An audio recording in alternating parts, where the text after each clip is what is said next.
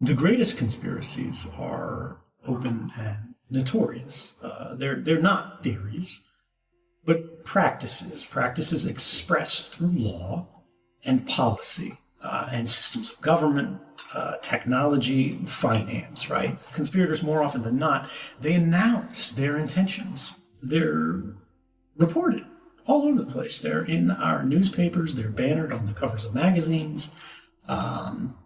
We get updates on their progress, bulletined on the bottom of chyrons on news feeds, right? With so much regularity that we become inured to it.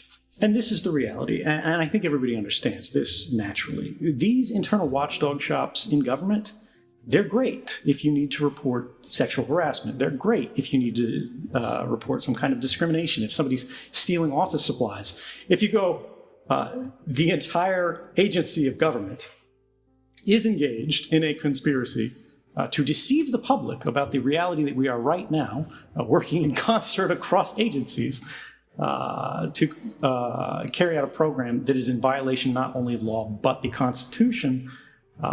They're not equipped to handle that, and they're not interested in investigating that.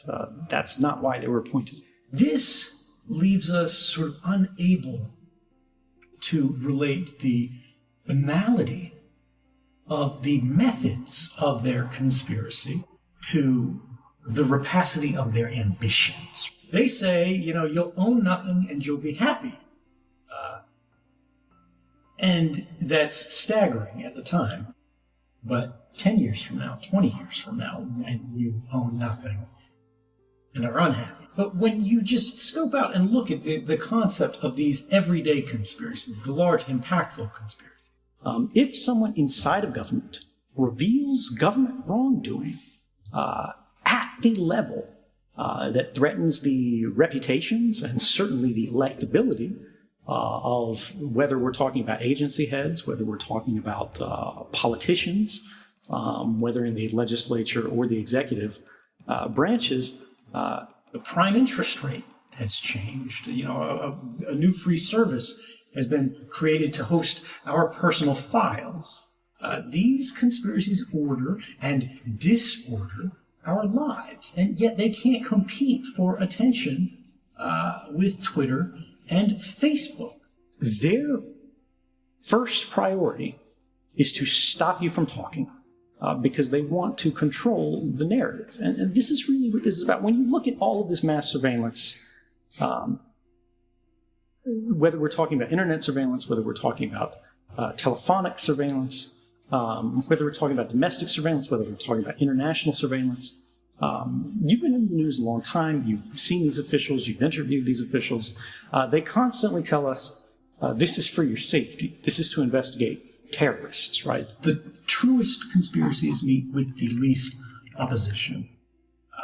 Or to put it in a different way, conspiracy practices proven conspiracy, the true conspiracy, such as gerrymandering or the debt industry or mass surveillance, are almost always usurped by conspiracy theories. We need to be careful because some things that are termed as conspiracy theories are in fact true. Mass surveillance, famously for the longest time, was referred to as a conspiracy theory. But when you look from the inside as an employee at what we're doing with this, I see all the reporting, right? I've got access to all the reporting. And then you look at things that happen in the wake of scandal. For example, after I came forward, Obama, who was facing extraordinary pressure, appointed 2 independent commissions to investigate these programs because he was trying to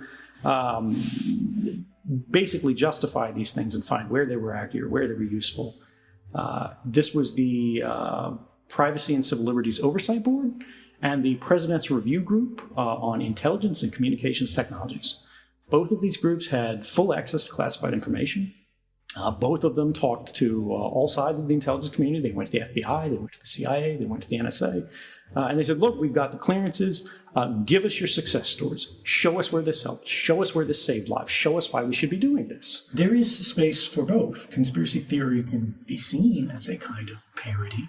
Conspiracy theory can be seen as a kind of gaming out where the public's vulnerabilities are a reflection of our fears. when I was working for the NSA, right? I was involved in this system that was intended to access and track the communications of every man, woman, and child on Earth to the maximum extent possible, and for that to happen in secret, right? Is there anything more grand and conspiratorial? And they looked, because at the time, we had people, we had Keith Alexander, then director of the National Security Agency, going in front of Congress, going on TV, and saying, this stopped 47 plots or whatever, people are alive, buildings are up because of these programs. Well, Barack Obama's own investigations into this found that in the case of the very first program that we looked at, this was the mass surveillance of telephone records domestically, it didn't stop a single terrorist attack in more than 10 years of operation. And that's happening in secret, mind you, before it hits the front pages and all of that stuff. And it took me a really long time to extricate myself from that. The funny thing is, because of the manner in which I extricated myself from that, I became the subject of conspiracy theories. People say I'm a Russian agent. People say I'm a Chinese agent, right? There are conspiracies all the way down. And in the only case, they also found, that it never made a concrete difference, and that's their words. In a single counterterrorism investigation, they actually never discovered a plot through these programs. Never. Not once. What they did do is they found information related to a plot in a single case, and this was a cab driver in California, Mo Allen, I believe, wiring about $8,500 to his clan in Somalia, which was affiliated with Al-Shabaab, which was on a terrorism list according to the State Department. This was their great success story, right? And in this case, judges had, we had already had watchdogs go through it, thanks, fortunately, to Obama in this case.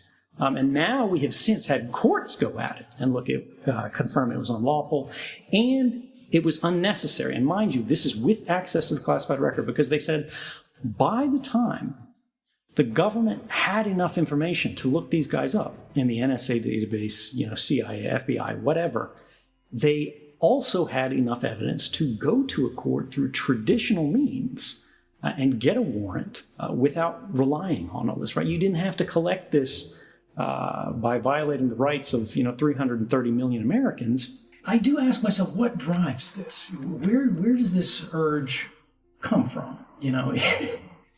Is the existence of global mass surveillance not enough for you? Does there have to be another level to it, right? For example, the banking industry is going to war on savers, just sacrificing anybody who saved any money in order to avoid the debt collapse of all the governments that have overborrowed and all the companies that have overborrowed, and basically indentured the current growing generation, the youngest of the audience today that's watching this. Those people are intentionally, knowingly, willfully being screwed because of all of the political cowardice and poor decisions that said, we don't want to face any hardship today, so we're going to put that on the shoulders tomorrow. When you simply could have used the old traditional means of law enforcement to get exactly the same material from exactly the same companies without breaking the law.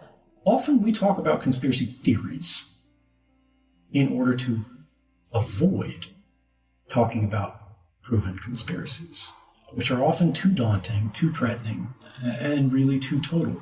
Because look, let's say you, John Stossel, work at the exposition. You go in every day. You've got the desk in front of you with your keyboard connected to a system called XKeyscore.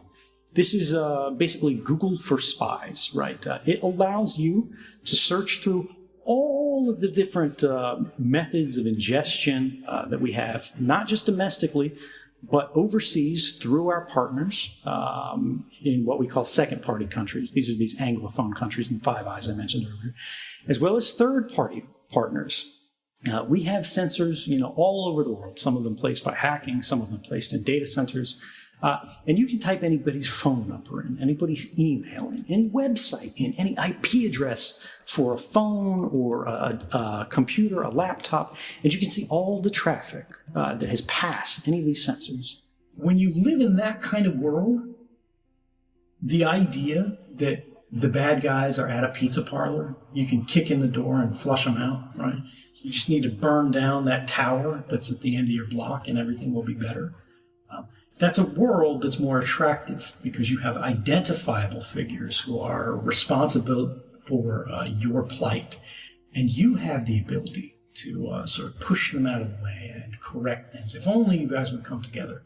But the funny thing is, if we do come together, we can unwind all of these plights we face, even the extraordinary ones.